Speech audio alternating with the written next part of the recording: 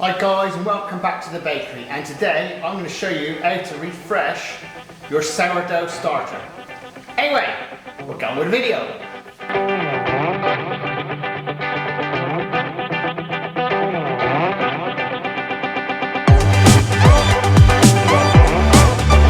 Right guys, now we'll go out to my fridge.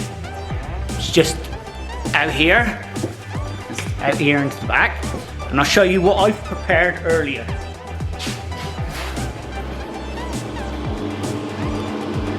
This is what I've prepared earlier. I've got 4 different types of sourdough starter. Now, I'm going to show you exactly what we're going to do, how to go from the sourdough starter in a fridge to the actual sourdough loaf. Right guys, this is where we are at the moment. And this is the unactivated sourdough starter. As you can see, it's pretty dead. Underneath there is some bubbles. That has been made a couple of days ago, just chucked in the fridge, and now I'll show you what we're doing next. The time now is 10 past 2 in the afternoon. So tomorrow morning, around about sort of 10ish, that should be well activated and ready to go. If not, it may even be sooner now. It could be as soon as like 2 o'clock tonight when I'm actually at work. Right guys, it's 3 o'clock in the morning. Now we'll just have a look at the starter. As you can see from where we left off yesterday, it was right down there, and now it's up here. So the starter is now well ready to go. Now I'll show you what we're going to do with this next.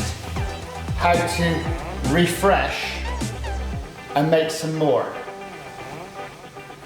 Right guys, for preparing your starter, you want 1 pound of white ordinary strong flour, 4 ounces of French flour, 4 ounces of rye flour, and 8 ounces of spelt flour, 20 ounces of water, and a pound of active sourdough. And before you start anything, just do a test to check that your starter is active. If it don't flow, it's not active. See? Floating on the top. So that means it's active. Don't even start if it's not active. Alright? Because it's no point. Anyway, right, what we're going to do, pop your water into the bowl. Then chuck in your starter into the bowl. Then we're going to add in the flour.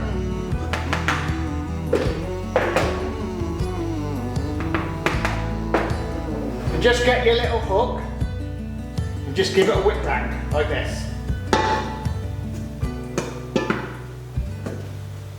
And now all we've got to do is pop it onto the machine for 5 minutes, mixing on first speed.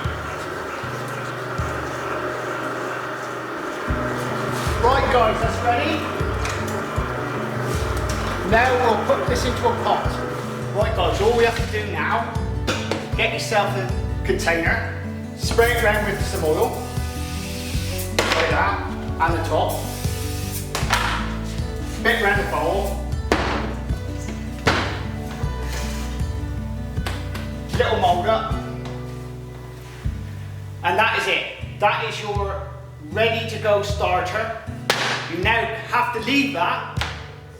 You can put it in the fridge and leave it overnight. Pull it out, and again, you'll have to wait a good 7-8 hours. It needs to double its size. It needs to be active before you actually use it. But that is it. Nothing to it. It's not rocket science. So, you know, don't overthink the job.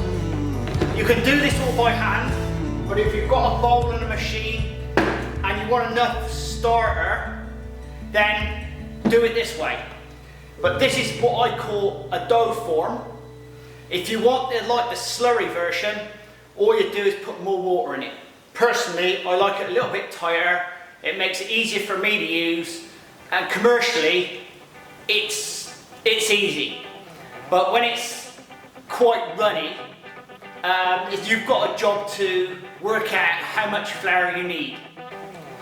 And just to show you guys, this is exactly what happens to your sourdough. It works perfectly the way I do it. And some people have noticed on some Facebook groups that how do I keep mine nice and round? Well, I actually use tins. It's simple. Like this on a tray, they do tend to flow a little bit, but I'm using really strong, plenty of gluten type flour. So it holds its own. Anyway, I hope you enjoyed the video. Do subscribe and do share. And we'll see you again in the next video. Laters!